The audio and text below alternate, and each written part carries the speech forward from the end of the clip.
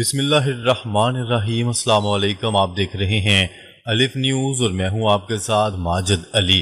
شامل کرتے ہیں پاکستان اور دنیا بھر سے بریکنگ نیوز ہیڈ لائنز۔ امریکہ کا ایران پر بڑا حملہ، عمان کے ساحل کے قریب کارگو جہاز پر حملے کے بعد امریکی فوج نے ایران کے خلاف فضائی حملے کیے ہیں۔ امریکی سینٹرل کمانڈ نے حملوں کی تصدیق کر دی۔ سینٹرل کمانڈ کے مطابق آبنۂ ہرمز میں ایران کی جانب سے ایک تجارتی جہاز پر حملے کے جواب میں یہ کارروائی کی گئی ہے۔ سینٹ کام کے مطابق امریکی طیاروں نے ایران کے میزائل اور ڈرون سٹوریج کے مقامات اور ساحلی ریڈار سائٹس کو نشانہ بنایا ہے۔ سینٹ کام نے واضح کیا ہے کہ امریکی افواج آبنۂ ہرمز سے گزرنے والے تجارتی جہازوں کے لیے محفوظ گزرگاہ کی فراہمی اور رابطہ کاری جاری رکھے ہوئے ہیں اور ایران کے ساتھ طے شدہ معاہدے کی مکمل پابندی کو یقینی بنانے کے لیے امریکی فوج موجود اور چوکس رہے گی۔ ایرانی میڈیا کے مطابق جنوبی ایران کے ساحلی شہر سیرک میں ایک گولہ گرا۔ غیر ملکی میڈیا کا کہنا ہے کہ امریکہ نے یہ کارروائی آبنۂ ہرمز میں کی ہے، تاہم ابھی کسی جانی نقصان کی اطلاعات سامنے نہیں آئی۔ اس سے پہلے امریکی صدر ڈونلڈ ٹرمپ نے ممکنہ رد عمل کے سوال پر صحافیوں کو جواب دیا تھا کہ آپ کو خود پتہ چل جائے گا۔ ڈونلڈ ٹرمپ کا کہنا تھا کہ ایران نے آبنۂ ہرمز عبور کرنے والے بحری جہازوں پر 4 ڈرون سے حملہ کیا تھا۔ ایک ڈرون بڑے اور بہت مہنگے کارگو لے جانے والے جہاز کے اوپری حصے سے ٹکرایا۔ نقصان کے باوجود جہاز آگے بڑھنے میں کامیاب رہا، جبکہ 3 ڈرون کو امریکہ نے مار گرایا۔ معاہدہ نہ ہونے پر آبنائے ہرمز میں ٹول عائد کر سکتے ہیں ڈونلڈ ٹرمپ۔ امریکی صدر کا کہنا تھا کہ ضرورت پڑنے پر ایران میں دوبارہ سخت حملہ کرنے کی صلاحیت رکھتے ہیں۔ ایران کے پاس اب بھی کچھ دفاعی صلاحیتیں باقی ہیں۔ خبر کے اگلے حصے میں بات کرتے ہیں پاسداران انقلاب کا امریکی فوج کے متعدد ٹھکانوں کو نشانہ بنانے کا دعویٰ۔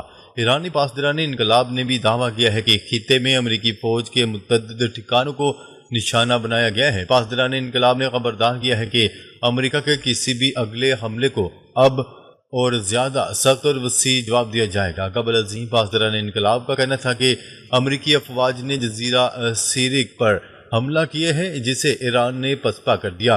اپنے بیان میں پاسداران انقلاب کا کہنا تھا کہ امریکی حملے کا جواب فوری اور فیصلہ کن ہوگا۔ واضح ہے کہ امریکی فوج نے ایران کے خلاف فضائی حملے کیے۔ سینٹ کام کے مطابق آبنۂ ہرمز میں ایران کی جانب سے ایک تجارتی جہاز پر حملے کے جواب میں یہ کارروائی کی گئی ہے۔ سینٹ کام کے مطابق امریکی طیاروں نے ایران کے میزائل اور ڈرون سٹوریج کے مقامات اور ساحلی ریڈار سائٹس کو نشانہ بنایا ہے۔ خبر کے اگلے حصے میں بات کرتے ہیں ایران نے ڈرون حملے کر کے جنگ بندی معاہدے کی خلاف ورزی کی۔ امریکی صدر ڈونلڈ ٹرمپ نے کہا ہے کہ ایران نے ڈرون حملے کر کے جنگ بندی معاہدے کی خلاف ورزی کی ہے۔ غیر ملکی خبرساں ادارے کی رپورٹ کے مطابق امریکی صدر ڈونلڈ ٹرمپ نے گفتگو کرتے ہوئے کہا ہے کہ ایران نے آبنۂ ہرمز سے گزرنے والے جہازوں پر کم از کم 4 حملہ آور ڈرون داغے۔ ایسا کرنا جنگ بندی معاہدے کی احمقانہ خلاف ورزی ہے۔ انہوں نے کہا ہے کہ ایک ڈرون ایک کارگو جہاز کے بلائی حصے سے ٹکرایا، جس کے نتیجے میں مہنگے کارگو کو شدید نقصان پہنچا، تاہم وہ اپنی منزل کی جانب سفر جاری رکھنے میں کامیاب رہا۔ ڈونلڈ ٹرمپ نے مزید دعویٰ کیا کہ امریکی افواج نے باقی 3 ڈرون کو راستے میں ہی مار گرایا اور مزید نقصان سے بچایا۔ انہوں نے کہا ہے کہ ایسے اقدامات نہ صرف جنگ بندی معاہدے کی خلاف ورزی ہیں، بلکہ خطے میں امن اور استحکام کے لیے بھی خطرے ہیں۔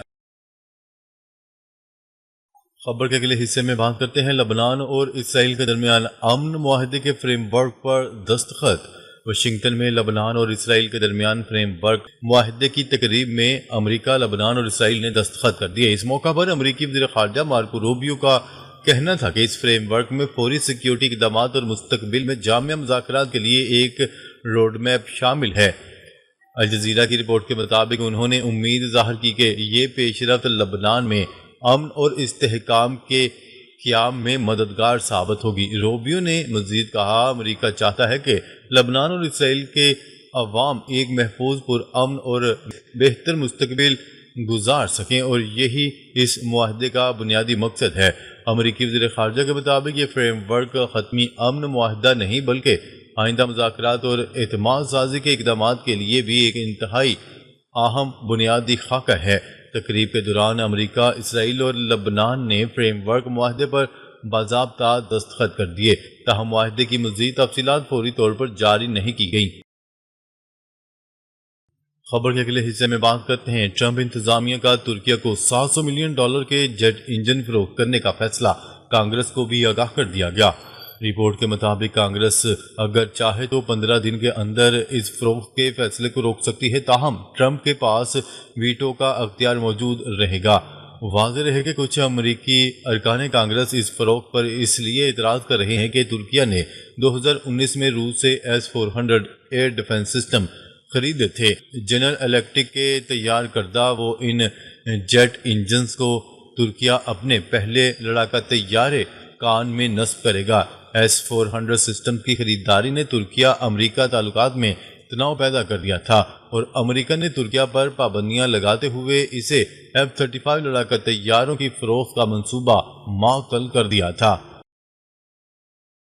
خبر کے اگلے حصے میں بات کرتے ہیں ایران نے اسرائیلی فوجی طیاروں کے لیے سخت انتباہ جاری کر دیا۔ ایرانی خاتم الانبیاء مرکزی ہیڈ کوارٹر نے جمعے کے روز خبردار کیا کہ اگر اسرائیلی فوجی طیارے پڑوسی ممالک کی فضائی حدود استعمال کرتے ہوئے ایران کی جانب پرواز کرتے ہیں تو انہیں ایران کے لیے خطرہ تصور کیا جائے گا۔ ایرانی سرکاری میڈیا کے مطابق جاری کردہ بیان میں ان اسرائیلی سرگرمیوں کو خطرناک اقدام قرار دیتے ہوئے کہا گیا ہے کہ یہ ایران کی قومی سلامتی کے لیے براہ راست خطرہ ہیں اور ایران ان کے جواب میں مناسب رد عمل دینے کا حق رکھتا ہے۔ بیان میں مزید کہا گیا ہے کہ اگر امریکہ اسرائیلی کارروائیوں کو روکنے یا کنٹرول کرنے میں ناکام رہتا ہے تو ایران اپنی سلامتی کے خلاف کسی بھی قسم کے خطرے کو ہرگز برداشت نہیں کرے گا۔ خاتم الانبیاء مرکزی ہیڈ کوارٹر نے اپنے بیان میں کہا کہ ایران اپنے خلاف کسی بھی خطرے کو برداشت نہیں کرے گا اور ان خطرناک اقدامات کا جواب دینا اپنا جائز حق سمجھتے ہیں۔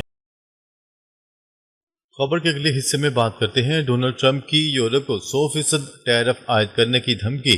امریکی صدر ڈونلڈ ٹرمپ نے یورپی ممالک کو خبردار کرتے ہوئے کہا ہے کہ اگر یورپی یونین امریکی مصنوعات پر عائد محصولات کم کرتی اور تجارتی مذاکرات میں پیش رفت نہیں ہوتی تو امریکہ یورپی درآمدات پر 100% ٹیرف عائد کرنے پر غور کر سکتا ہے۔ میڈیا رپورٹ کے مطابق یہ بیان امریکہ اور یورپی یونین کے درمیان جاری تجارتی کشیدگی میں مزید اضافے کا اشارہ سمجھا جا رہا ہے۔ ٹرمپ نے کہا ہے کہ ان کی انتظامیہ کا مقصد امریکی صنعت، خاص طور پر آٹو موبائل، اسٹیل، ایلومینیم اور زرعی شعبے کو غیر منصفانہ تجارتی پالیسیوں سے تحفظ فراہم کرنا ہے۔ ان کے مطابق اگر یورپی یونین نے امریکی برآمدات کے لیے اپنی منڈی مزید نہ کھولی تو سخت جوابی اقدامات کیے جائیں گے۔ یورپی یونین نے اس دھمکی پر تشویش کا اظہار کرتے ہوئے کہا کہ وہ مذاکرات کے ذریعے تنازعہ حل کرنا چاہتے ہیں، تاہم اگر امریکہ نے یک طرفہ طور پر بھاری ٹیرف نافذ کیے تو یورپی یونین بھی امریکی مصنوعات پر جوابی محصولات عائد کر سکتی ہے۔ ماہرین معاشیات کے مطابق اگر امریکہ واقعی یورپی مصنوعات پر 100% ٹیرف نافذ کرتا ہے تو امریکہ اور یورپ کے درمیان تجارت شدید متاثر ہو سکتی ہے۔ گاڑیوں، مشینری، شراب، لگژری مصنوعات اور دیگر درآمدی اشیاء کی قیمتوں میں نمایاں اضافہ ہو سکتا ہے۔ خبر کے اگلے حصے میں بات کرتے ہیں آبنۂ ہرمز کو طے شدہ شرائط کے مطابق ہی چلایا جانا چاہیے۔ ایران کا امریکی GCC بیان پر رد عمل۔ ایران نے امریکہ خلیج تعاون کونسل کے مشترکہ بیان کو مداخلت امیز، غیر ذمہ دارانہ اور اشتعال انگیز قرار دیتے ہوئے کہا ہے کہ خلیج میں امریکی فوجی موجودگی خطے میں عدم استحکام اور تقسیم کا سبب بن رہی ہے۔ ایرانی وزارت خارجہ کی جانب سے جاری بیان میں کہا گیا ہے کہ مشترکہ اعلامیے میں اختیار کیے گئے موقف ناقابل قبول ہے اور یہ خطے کے امن کے لیے نقصان دہ ہو سکتے ہیں۔ بیان میں ایران نے آبنۂ ہرمز کے حوالے سے اپنا موقف بھی دہراتے ہوئے کہا ہے کہ اس اہم جوہری گزرگاہ کا انتظام عمان کے ساتھ مل کر ایک مفاہمتی یادداشت کے تحت کیا جانا چاہیے جو امریکہ کے ساتھ طے شدہ اصولوں کے مطابق ہو۔ یاد رہے کہ امریکہ اور خلیج تعاون کونسل کے رکن ممالک نے آبنۂ ہرمز کو فوری طور پر کھولنے پر زور دیتے ہوئے کہا تھا کہ اس اہم بحری گزرگاہ میں آزاد اور بلا روک ٹوک آمد و رفت علاقائی اور عالمی سلامتی کے لیے ناگزیر ہے۔